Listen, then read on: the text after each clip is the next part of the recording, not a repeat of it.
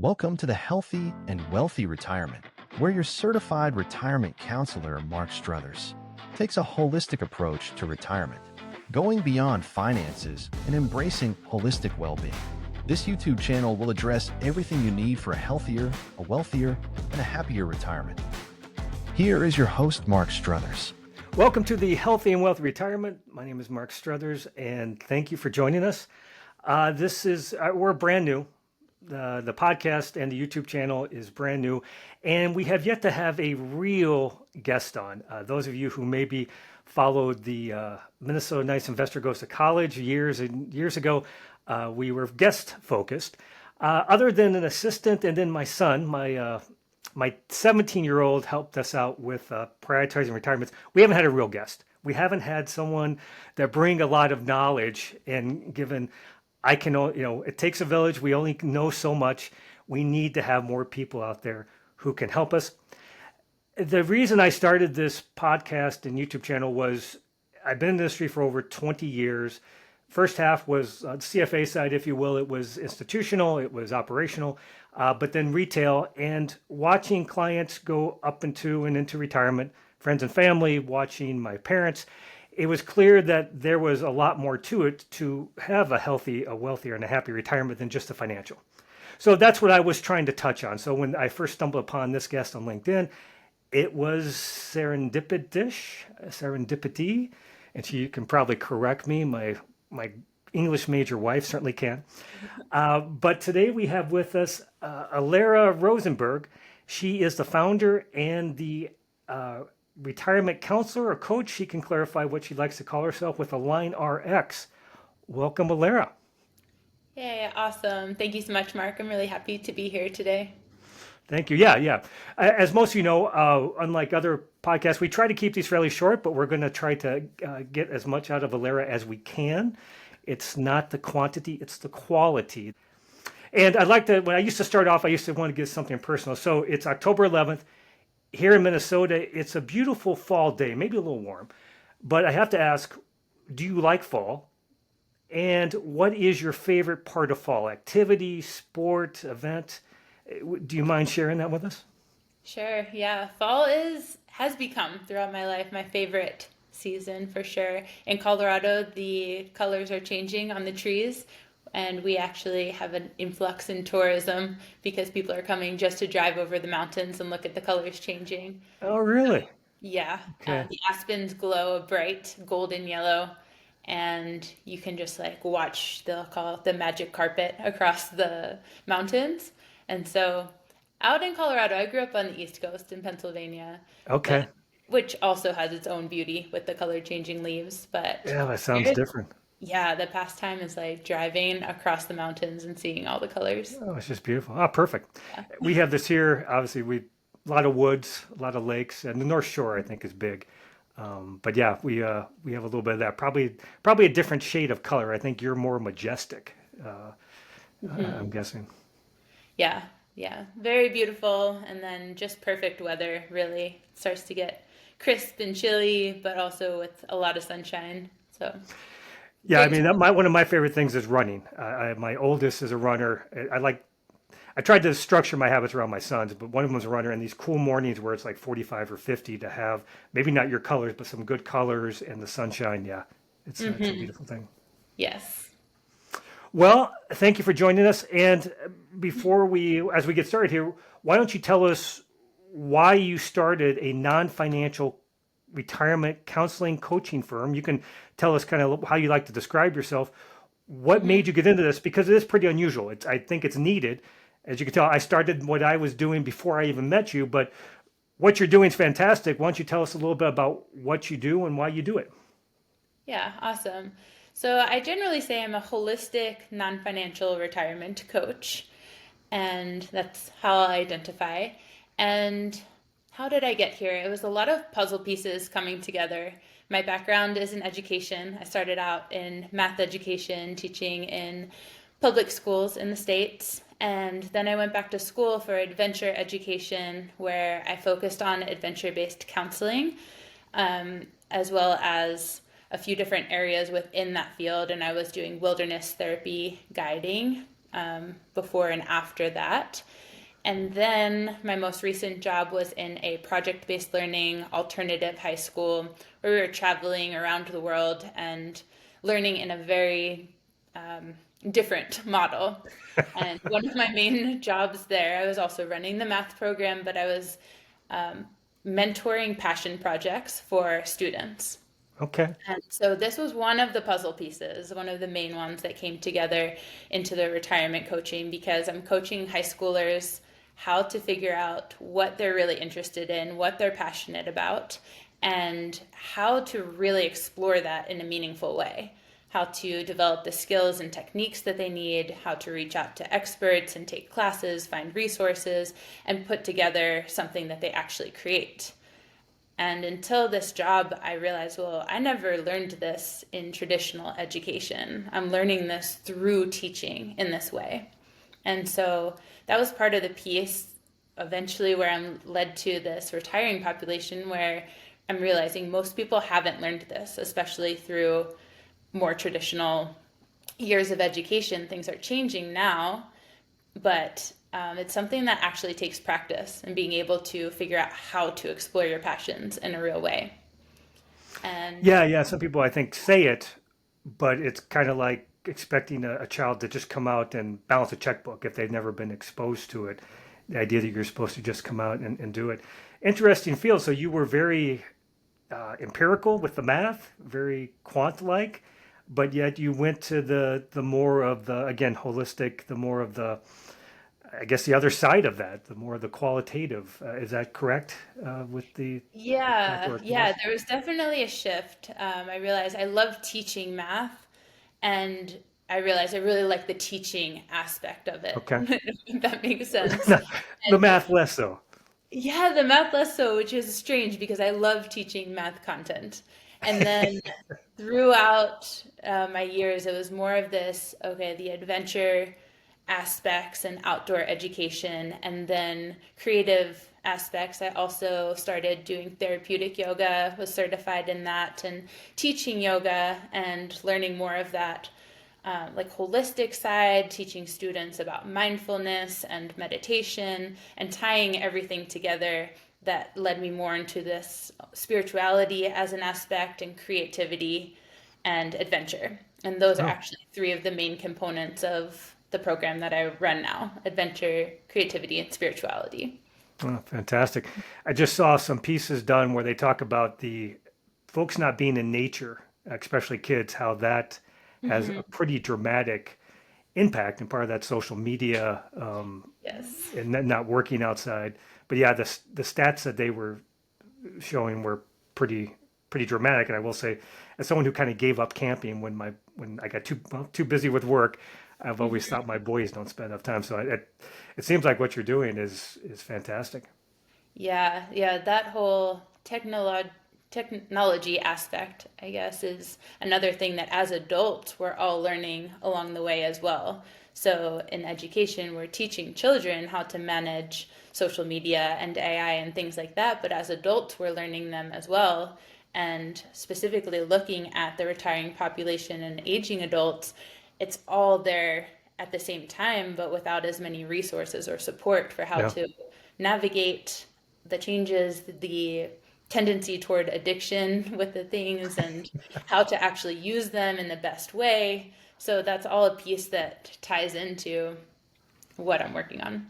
Probably goes to the holistic piece of that. I mean, for me, I like math, Mhm. the CFA, but I guess that's part of the reason why this intrigues me. Is that if you're taking a holistic approach and you truly are trying to accomplish something, it can't be just the financial. It's got to be the rest. Yeah. I recently have done and I do meant to ask you, was there one aha moment? It sounds like this was really over years a gradual transition, or was there kind of an aha moment where you said, "This is what I need to be doing"?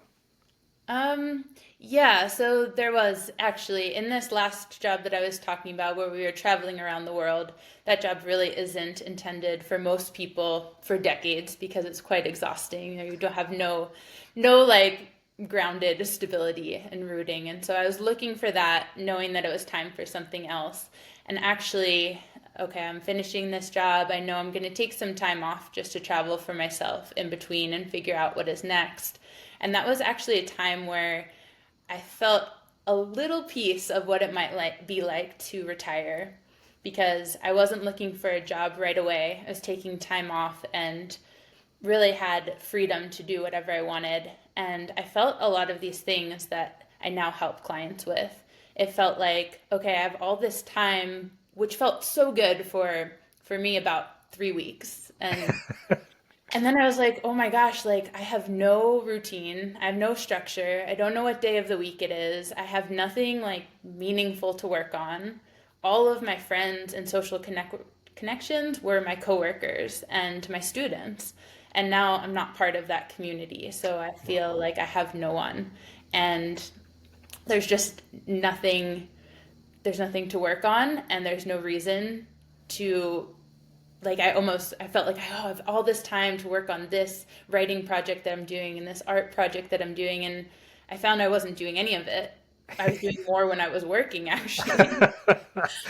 So like I felt like, whoa, what would this feel like? I also felt the identity piece where I'm like, oh, like, am I not a teacher anymore? If I'm not a teacher, what am I? Like, what do I Yeah. say when people say, what are you doing? And yeah, that was the aha moment where it was, what would it be like if I had been doing this for the last 30 plus years? And all of a sudden, I had this change because it was such a shorter time for me at such a different age. And that's when I started really digging into what it must be like for people who were fully identified for so long and don't have this social network set up and don't have a sense of purpose. Because if I'm feeling these things now, it must be At your really age. hard at that time. Yeah. Yeah. Yeah. To the habits that you missed or that sense of purpose. Yeah, you're right. I mean, just think about if you had gone another 20 years, 30 years, and Yeah. then, yeah. I remember when I left, when my second child was born, I left to kind of do stuff from home, start my own business. And I said, I'm going to do some of these dream things with see a matinee, work in a coffee shop, and play golf in the middle of the day. Well, about 3 weeks. So I saw I Am Legend and said, well, that was fun, but this, what do I do now? Hmm. So yeah, probably not quite the same, but yeah, I get where you're coming from. Yeah, that's a common mistake that people think like, oh, I'm just going to do these things. It's going to be so great to have all of this free time. And that's where we have the honeymoon phase, where it's great for everyone from anywhere from 2 weeks to 2 years. But then at some point, people realize I still have hopefully decades left to live. And going to the matinee and like hanging out, playing golf, you can't do that all day, every day. No, no, I think yeah. It only goes for so long, and for baby boomers like my folks, I think it was a tad different just because their time horizon was a lot shorter. You were kind of talking between mid 60s to around 80. My folks barely made it to 80, but now we're talking 30 years. Hmm. Yeah, and unless they talk to someone like you, they'll get so far in, and then it's a lot. That's a lot of years of being unhappy. Yes, yes, for sure. Our longevity is a gift, and it also completely changes the nature and structure of retirement. Because it's not just the little end that you'll be lucky if you live long enough to get to. It's like now it's well within our lifespan with many, many years ahead. Yeah, well put. It's not just little piece where you squeeze in some grandkids and a few other years, but yeah, you're right. When you're going from 10 to 15 to 25 to 35, um, Hmm. that's well put. I, Now I know you have a lot of training. I went through the Certified Retirement Counselor program, which Hmm. is mostly financial. But in there, one reason I chose that designation as I was trying to expand, trying to help our clients more, was that they did touch on the emotional, the social, the emotional, and the physical, and they had like a little Venn diagram, and they showed where that connected with the financial, and that was the retirement happiness. I'm paraphrasing. Hmm. Do you cover much the same thing, or would you phrase it differently? How would you categorize the non-financial pieces that you address in your program and counseling? So, yeah, just to differentiate, I did my main retirement coaching training, like officially, was through Bob Laura's program, which is the Certified Professional Retirement Coaching Program. And so that was like a formal designation. And then from there, I've been learning so much from other non-financial retirement coaches, realizing there's more and more up and coming field, and reading books and like developing my own idea of what's going on in the field through interviews and my own experience in coaching. So from that, I've developed my program, which I called the Purpose and Legacy Framework. And so within this framework, I have four main pillars. The first one is what I just call first things first. And that's really just looking across the non-financial aspects of retirement. These are asking the questions that a lot of people really we don't ask until intentionally provided some structure for really looking at all the categories of life, especially those that are going to change throughout retirement besides the financial aspects. And so in that, we're looking at letting go of your career, recognizing all the benefits that it served for you and ways that you might replace those. You're figuring out what you're going to do next based on looking at your values and often resetting them at this time because things are changing now. And so you're reprioritizing and then setting clear goals based on that.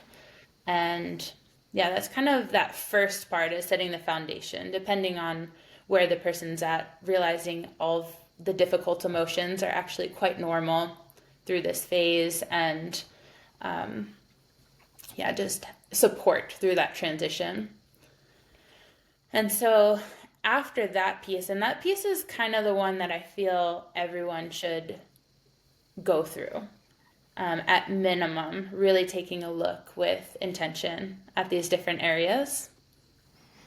And then my program continues on. The second pillar is rediscovering purpose. And that's where we get really curious and hopefully have some fun, playful, connect with your inner child, explore, try new things, get involved with new social groups, and find out what resonates. Like, this is an exploratory phase, sometimes digging in and finding those forgotten dreams that now is a great time. Retirement is a great time to bring those back to the surface. Is it correct to say the first part maybe is a little painful and awkward, but this might be a funner part? The second pillar is Yeah, okay. yeah, that is accurate. That first part, yeah, it can be really uncomfortable, and it's something that I think it's important to recognize that it's okay to need support through it.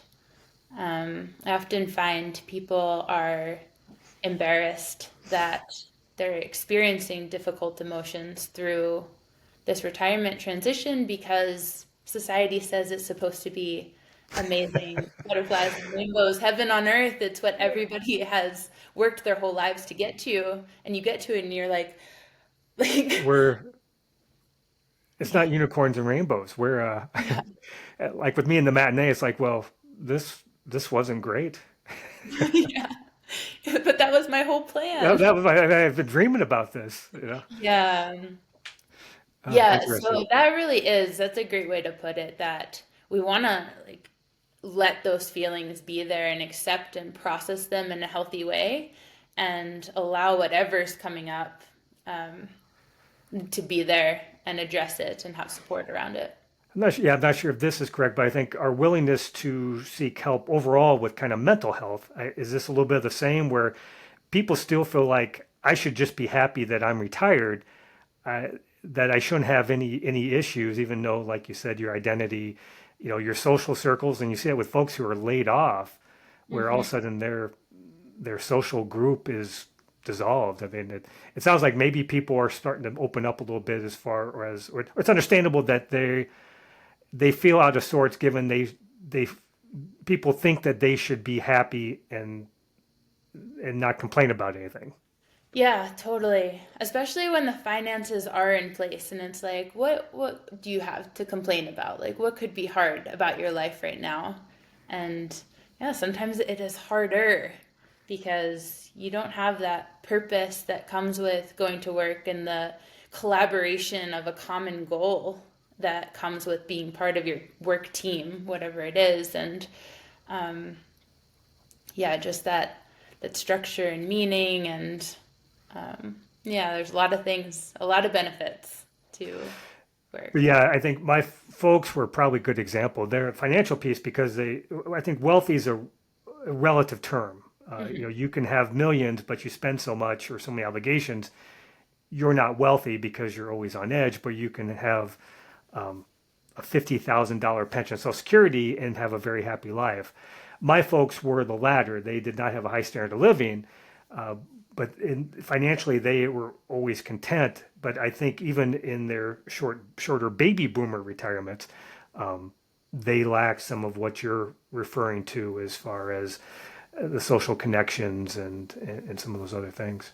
Yeah, loneliness is one of the biggest things, biggest issues, biggest predictor of health complications, actually. And it's one of the things that people say, it is the thing when you're interviewing people at the end of their life, what was most important? It's the connections and it's the people in your life. It's not the And 401k. it's not the 401k. And it's something, as a society, we struggle. We struggle with the connections for aging adults. A lot of adults statistically feel lonely in their older years and feel isolated, and just our intergenerational connections and things, it's more and more isolated. In case of a lot of folks, both clients and friends, I think COVID kind of accelerated a lot of that. And for my folks, especially, that's where I think without COVID, I think they would have lasted longer. Hmm. When you're talking about retirees, what in your program? Oh, actually, we didn't let you finish. What were your other three pillars? I Oh yeah. apologize. I meant to So ask. we got to the second pillar, which is basically this rediscovering purpose, and it's focusing on the client's outer world. We're looking at healthy habits that are matched and aligned with our interests to keep our brain sharp and our bodies healthy for years to come. And then some sort of structure and routine, finding that balance, because you also want the freedom and relaxation that comes with retirement. But that's setting up for the outer world. The third pillar is looking more at the inner world. So it's examining the limiting beliefs, especially attitudes about aging and what you think that you're capable of, what you might automatically go to. I'm too old to start this. I'm too old to learn this new thing. It's too late to start. And figuring out, well, let's turn those limitations into opportunities and figure out what you can do, because it's not too late. It's the beginning of a new era here. And also, this is where we'll start to examine some elements of spirituality and mindfulness, starting to connect to ourselves beyond our bodies, which is very important, especially as we age and as capabilities will change, to be able to tap into that, to something beyond, which will look different for every person. And then the fourth pillar is to bring the inner and outer together.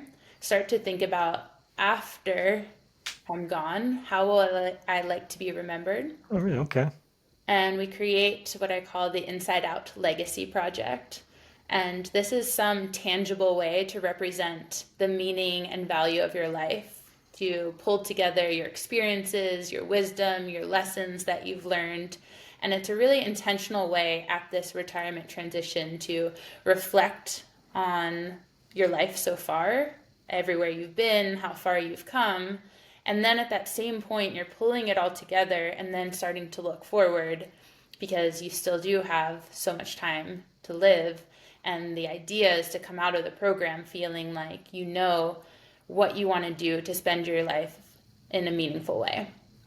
And Interesting. ideally, to think about all of this while you're still healthy and able and mobile in these younger years of retirement where you really can do so much and there's so many options and possibilities, and to really have the confidence and clarity to be where you want to be.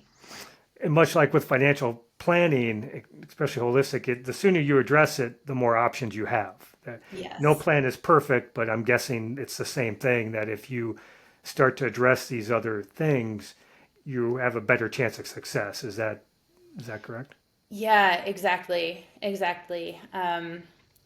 The reason for starting this off and planting the seeds early and having the conversations early is because we don't want to waste those beginning years trying to figure everything out. I have worked with some clients that are 10 years into retirement, and like the only thing that they'll say is like, "Oh my gosh, I wish I had done this 10 years ago," because reality does set in, and it's one of my main mantras to say it's never too late. And all of my mantras are paradoxical because it's never too late and it's never too late to get started. And then, of course, we know at some point it is too late. It's the only certainty of our life is that it will end at some point. And Yeah. so it's paradoxical in that way Do of, you do you yeah. find with the fourth pillar the fact that they are looking at it from their "I'm already gone," and and because most time we think in terms of, we say a legacy, we think in terms of money or an Mhm. object, a property. But it sounds like there's that exercise of them looking back and thinking, and I assume you're looking back at maybe how you've grown or your relationships. Mhm. Does that the fact that, because I've never really thought about doing that, but does that help them clarify things and get motivation, and does that happen in a few weeks? I mean, there's a case where they come back to you and say, I need to talk some more. What does that look like? Mhm. Yeah, it really depends on the individual and where they're at to go through it. For some of the typical legacy projects and these non-financial legacy projects are writing a memoir or compiling different experiences. But for other people, it's planning an international trip that you've always wanted to do. And throughout that time, this intentional reflection of, again, that where you've been, how far you've come, taking some time to pull all that together to really look at your life and reflect and realize all of the meaning and value that you have put into this life so far. And it's a great time to reflect upon that because it's this transitional period. You're pulling things together, but then through that, it brings a lot of clarity looking forward because now it's like, okay, where do we want to go from here? What was really important then? What's really important now? And how can I spend these next years and the rest of my life in the most meaningful way? I Like, think you use the yeah. word intention with probably with more intention. Yeah. Yeah. More intention and that idea of being able to live the rest of life without regrets. Oh, well put. So it's almost like if you have never looked at a map or a nav system, no one uses maps today, but how do you know where you are and how do you know where you want to go unless you do some intention? And even with the Hmm. financial piece, a lot of folks don't do it. But and even more so with the non-financial side because it's almost like we're not supposed to go there. Hmm. Yeah, totally. Totally. I think recognizing the impact that you've had on other people, their impact on you, who's been important to you, these defining moments of your life, all of these things start to come up through this reflection in some way. Um, and again, for other people, it is digging into some passion that they've always wanted to pursue, something they've always wanted to learn. And so it can look really different For in, each in person. how this comes together. But throughout it, it's that reflective process, the That intentional reflection through it, and what that that means, counts. and what fears are there, how you can break through those. Anxieties they might have. Hmm. Yeah. Does pickleball ever come up as a passion in the Yeah. past? Does it really? It's so popular. It's so popular. And I've never played. I just started. I just started, but Yeah. and I love it. But yeah, I find the passion around it's pretty intense at times. Hmm. Yeah, I mean, it can be the number one thing for people are getting involved in the social aspect and the planning and the committees, and it's a really great way to bring people together, honestly. Well, it is. I mean, and you look at some of the typical retirement activities. Tennis is great, but it's generally you're because you're kind of spread out and you're generally playing singles. It's not as social for whatever reason. I've noticed that too. Hmm. And golf, Yeah. you're same kind of the same deal. Pickleball seems very accessible to a wide range of people, and Yep. so everybody can play. It's fun for everyone, and it just brings people together. Yeah, yeah. What's not to love about that for all Yeah. those pickleball haters out there? Well, I have a list of questions here. So, and some of these we might have covered. What obstacles do your pre-retirees or retirees have in planning the non-financial side? Hmm. Kind of like what are the biggest obstacles, and and I'll relate this to another question. What are the three biggest mistakes you see retirees make? Yeah. I mean, I think the biggest obstacle is really just having that assumption that everything is going to fall into place. Again, society teaches us that because retirement is the dream, Yep. and you assume everything's going to fall into place, and then years go by, and you're kind of stuck. You have unhealthy habits, or you haven't implemented the things to keep your brain and body healthy, and then there's no real meaning, and all gradually you're just like, what am I doing? So I think that's the biggest obstacle, I guess, in not having a way to intentionally reflect on that. So in this, you might have answered. So it sounds like lack of intention, that assuming that things are going to be perfect Hmm. because it is nirvana. Yeah. So that's, is there any other mistakes besides that you see them make, or it's just kind of because they don't start with that intentional planning, just assuming that, to me, it's not just assuming. I think people feel guilty that, or like they've done something wrong, the fact that it's not perfect. Hmm. Yeah. Yeah. So some mistakes I can think of for sure. One of the reasons I was reaching out to you in the beginning is this perceived lack of finances, using that as an excuse to not go after the dreams, to like take that travel or that vacation that you've always wanted to take, or invest in yourself to learn something new, take this class, set aside time. I think there's a lot of fear and discomfort around a lot of these things, especially things you've never done. And money comes up as the first thing that I can't do it. And so that's a big one. Yeah, and it's something like you said, sometimes money is the excuse. Hmm. They might have, and we all do, fear and anxiety about being out of your comfort zone, Hmm. because it's been such a big change. But money is the fall guy, if you will. It's Exactly. interesting. That And then makes a lot of sense. yeah, a couple other mistakes I see for sure is just that attitude or belief that it's too late. And so that's a big one that we address. Like, it's not too late to start something completely new, to be a beginner in a totally new way. Because again, some of the clients I've worked with later, they don't realize that until years, even a decade into retirement. It's like, well, what if you started this 10 years ago? You also believed it was too late now, and it's actually still not too late. So knowing that, yeah, you're not too old and you can do this, and you can start something totally new and make so much progress. Yeah, Hmm. Yes, yeah. Society's attitudes about aging, like we absorb them, and then yeah, it sticks with us. It's like becomes our programming and our eternal voice, and it limits what we're capable of.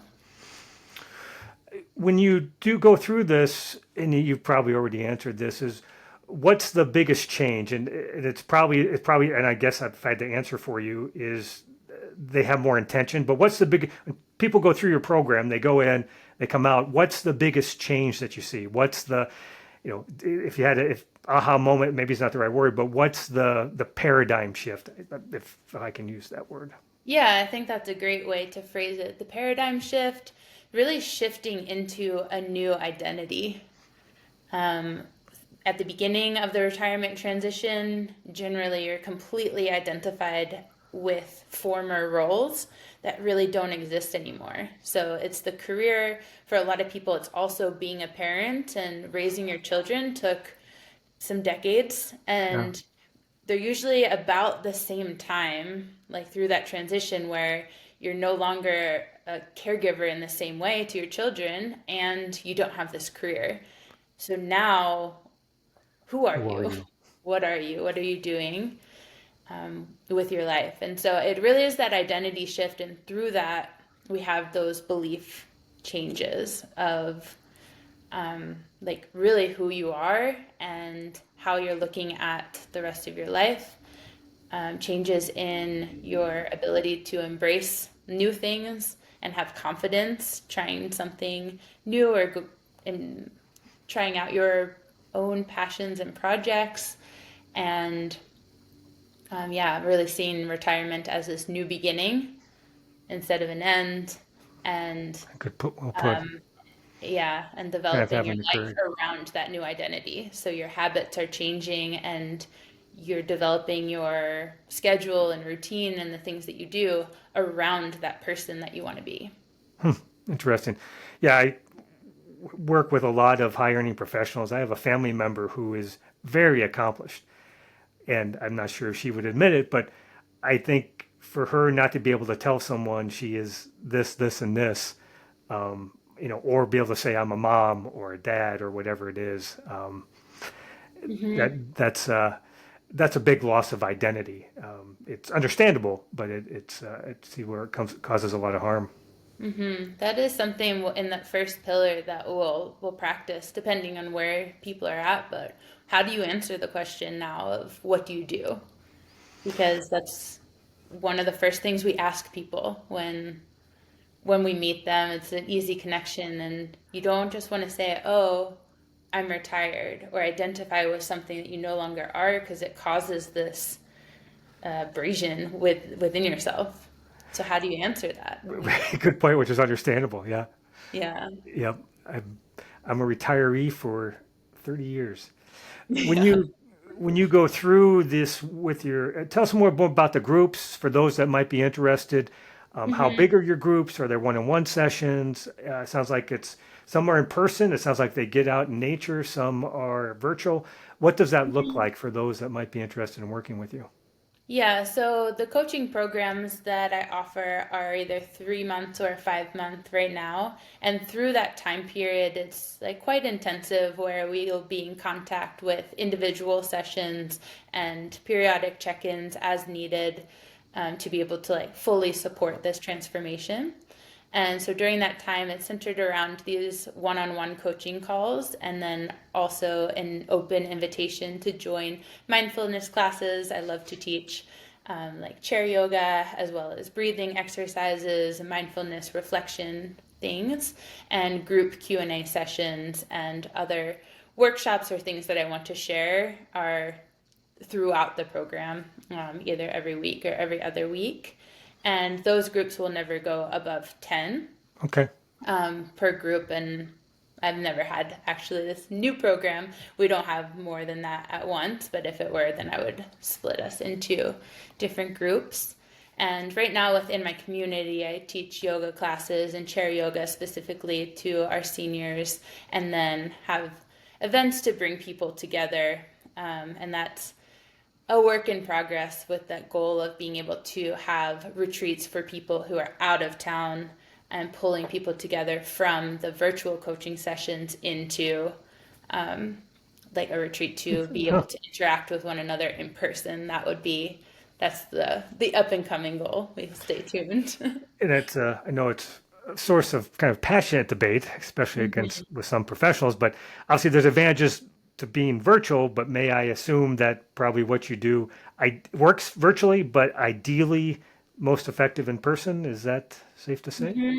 I mean, really, what I envision as the best and most effective is to take these start virtually because we can connect with people from different areas, um, from all over, and then be able to actually change the location is part of an effective strategy to change the identity. Like it brings it together in a meaningful way when you shift location, put yourself in a new place, perhaps with the leaf changing colors in the autumn of Colorado. Yeah, that might do it. This while like intentionally deciding this person that you're going to be in this next phase of life can be really powerful for shifting that like sense of self. I think it might be a lot like someone goes on vacation, they usually behave a lot differently than when we're at home. And as someone Yeah. that used to spend a lot more time in nature, I will say I found it very centering. I find Mm. just the touch of the ground or the breeze on you or whatever it is, it's Yeah. something that you can't really replicate other places. Yeah, exactly. Exactly. We change the environment can help the internal shift. And when you're doing that in a supportive setting with other people going through the same process, it can be very effective. Thank you very much. Lastly, for advisors that might be watching this or Hmm. listening to it, um, how would they, what would you recommend if they say, you know what, I'd like to integrate this? Is this something that should be done separate from the financial piece? Should it be done before, during, after? Should it be a second party, maybe in-house, or a third party outside, maybe like you? Hmm. What's your feeling or recommendation on how to? Yeah, totally. I think it's really important for financial advisors to be at least versed and exposed to all of the non-financial aspects, because the more that they know, the more education they have, then they're able to see these things in their clients and at minimum point them in the right direction. I think it's a great opportunity for financial advisors to be able to at least plant these seeds or kind of drop in these questions about, well, your money doesn't mean much unless you know what to do with it in a meaningful way. Like what's going to really bring value and purpose to your life. Um, and start to get the conversation flowing, I think is really important. In terms of doing something like my program, I know my clients need to be fully aligned with what I do and it needs to feel right for them. And it's not for everyone. It really does take a lot of work and a lot of willingness to open up and look deep within themselves and to try new things. And they need to be ready for that and feel aligned with the program. Within the financial setting, what is great to get the conversation going and then be able to provide different resources or different programs, I think would be ideal. And yeah, I guess it would depend when I'm thinking about, well, if you had someone in house who is available to have the conversations, then like that sounds great. Or some different programs so that the clients can find the one that really feels like it resonates with them. Yeah, the more that I study in this field, the more that I talk to people, it's like really through this transition, you need a team and everybody's different. But in terms of looking at insurance options and healthcare options and long-term care and how to downsize properly and your estate planning and I mean it's a whole team of support and no one's going to specialize in all of these things. So it's No, really like looking at how what are my needs and how can I develop like my network around that to get the support I need. Like the most important thing is to like start to ask the questions, get people thinking, provide the resources, and then especially with something like my program, you have to be willing to dive in and it has to feel right. but it's also something that not everybody knows exists. Yeah. Retirement coaching in the non-financial side is just relatively new. And so it's being able to say and normalize the health and normalize that it's not the butterflies and rainbows. Well put. Yeah. All right. Well, we ran long, but it was worth it. Lastly, just leave us with any end thoughts, and also just how they can contact you if they want to work with you. Email, phone number, whatever the case may be, website, and we'll certainly put that into the YouTube descriptions and all the other places this goes. Yeah, awesome. Well, it was really great to be here, really great to talk to you. And yeah, I think I'm just happy to have the conversation and get people started in that conversation with whoever's listening, if it's new and prospective retirees or financial planners, to be able to normalize this conversation, let people know that there are lots of resources and programs and that there's lots of support out there. So I'm really Awesome. appreciative of that chance to share that today and talk with you. Oh, great. Did you, well, and your website is Yeah, Align my RX? website is alignrxcoaching.com. Okay. Yeah, we'll put that in the description. Instagram is at alignrxcoaching, and on LinkedIn, Alara Rosenberg. Okay. And we'll put the rest in there. Okay. Thank you, Alara. Wonderful having you. Have a good fall. Yeah. Enjoy the colors while they last.